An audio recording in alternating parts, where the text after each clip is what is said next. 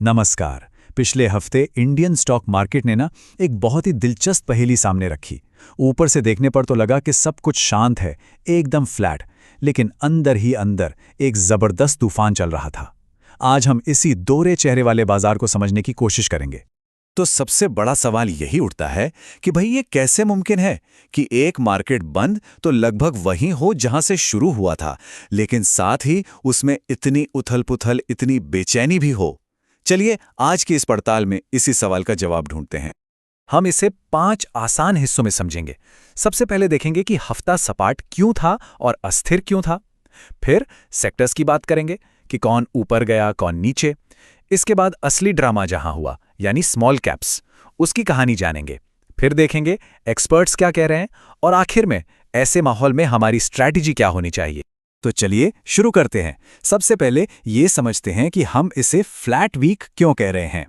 जब आप main index को देखते हैं तो ऐसा लगता है जैसे बाजार ने पूरे हफ्ते कुछ किया ही नहीं, बस एक जगह खड़ा रहा। जरा इन आंकड़ों को देखिए।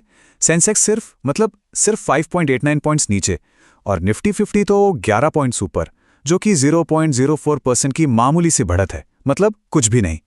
पहली नज़र में तो यही लगेगा कि यार मार्केट में कोई एक्शन था ही नहीं, पर असली कहानी तो इन नंबर्स के पीछे छुपी है। जैसा कि एंजल 1 के ओशो कृष्ण बता रहे हैं, इस शांत दिखने वाले मार्केट के अंदर जबरदस्त हलचल थी। दिन के दौरान मार्केट तेजी से ऊपर जाता, फिर उतना ही तेजी से नीचे भी आता। निवेशकों के लिए ये काफी कंफ्यूजिंग था। तो सवाल ये है कि इस खींचतान के पीछे कौन था। तो देखिए, एक तरफ थे फॉरेन इंस्टीट्यूशनल इन्वेस्टर्स यानी FIIs।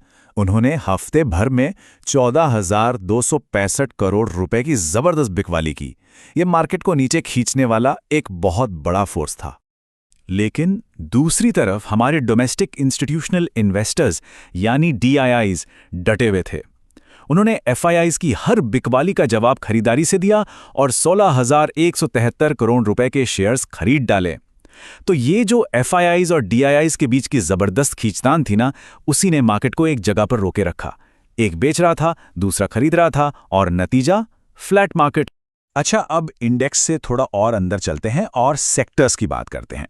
यहां पर ये दो बाजारों की कहानी वाली बात और भी ज्यादा साफ हो जाती है। इस टेबल में देखिए, बाजार का बटा हुआ चेहरा एकदम साफ है।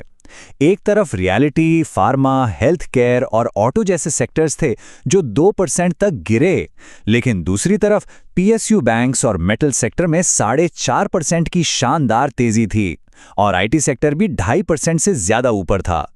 मतलब एक ही मार्केट के अंदर कुछ सेक्टर्स में मंदी थी तो कुछ में जबरदस्त तेजी। लेकिन अगर पिछले हफ्ते के असली एक्शन और ड्रामा की बात करें ना, तो वो था स्मॉल कैप सेगमेंट में। यहां जो हुआ वो तो और भी हैरान करने वाला है। पहली नजर में देखें तो BSE स्मॉल कैप इंडेक्स भी 0.5% नीचे, मतलब लगभग फ्लैट ही लग रहा है। लेकिन ये नंबर कहानी का सिर्फ एक छोटा सा हिस्सा है। असली कहानी इसके अंदर है। अब जरा इस नंबर को देखिए। एक तरफ पूरा इंडेक्स थोड़ा सा नीचे था, वहीं एक स्मॉल कैप स्टॉक ने सिर्फ एक हफ्ते में 62% का रिटर्न दिया। सोचिए, 62%। इससे पता चलता है कि इंडेक्स के नीचे व्यक्तिगत स्टॉक्स में कितनी जबरदस्त हलचल मची हुई थी।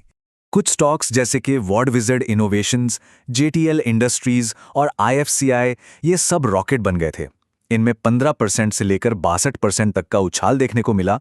यहां निवेशकों ने जबरदस्त पैसा बनाया। लेकिन सिक्के का दूसरा पहलू भी था।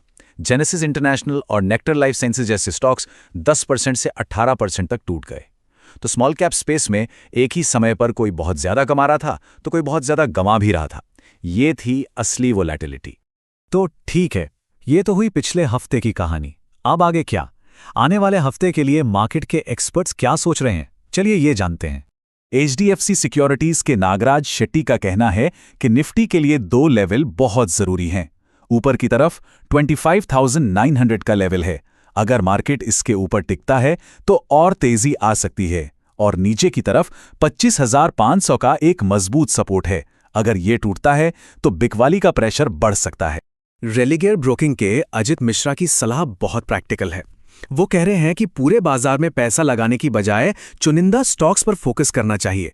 और फोकस कहां करें? उन सेक्टर्स पर जो मजबूती दिखा रहे हैं, जैसे कि IT, फाइनेंशियल्स और मेटल्स। और कोटक सिक्योरिटीज के अमोल अठावले भी इसी बात पर जोर दे रहे हैं कि मार्केट अभी डायरेक्शनलेस है, मतलब उसे समझ नहीं आ रहा कि ऊपर जाना है या नीचे, और ऐसा लगता है कि ये कंफ्यूजन और उतार चढ़ाव का दौर अभी कुछ और समय तक चल सकता है। तो इन सभी एक्सपर्ट्स की बातों को मिलाकर इस उथल-पुथल वाले बाजार में एक निवेशक के लिए क्या रणनीति निकलकर आती है, चलिए इसे एकदम सिंपल करके समझते हैं। तो कुल मिलाकर 3 बातें हैं जिनका ध्यान रखना है। पहली, निफ्टी के इन 2 लेवल्स पर पैनी नजर रखें, नीचे 25,500 और ऊपर 25,950। दूसरी, उन सेक्टर्स में मौके तलाशें जो मजबूत हैं, जैसे आईटी, फाइनेंशियल्स और मेटल्स। और तीसरी और सबसे जरूरी बात, अपने रिस्क को मैनेज करें। आंख बंद करके किसी भी स्टॉक में कूदने की बजाय बहुत सोच समझकर और चुनकर ही निवेश करें। और आखिर में एक सवाल जो सोचने पर मजबूर करता है, जब बाजार इस तरह बिना किसी दिशा के ऊपर नीचे हो रहा हो तो बेहतर क्या है? ये वीडियो सिर्फ एजुकेशनल पर्पस के लिए है, इसे इन्वेस्टमेंट एडवाइस ना समझें। Stock market investments market risk के साथ आती हैं। रिस्क सिर्फ मार्केट में होता है, प्लानिंग में नहीं। DGN कैपिटल मैनेजमेंट के साथ स्टॉक मार्केट, म्यूचुअल फंड और insurance. AMFI IRDAI certified. Your success are priority.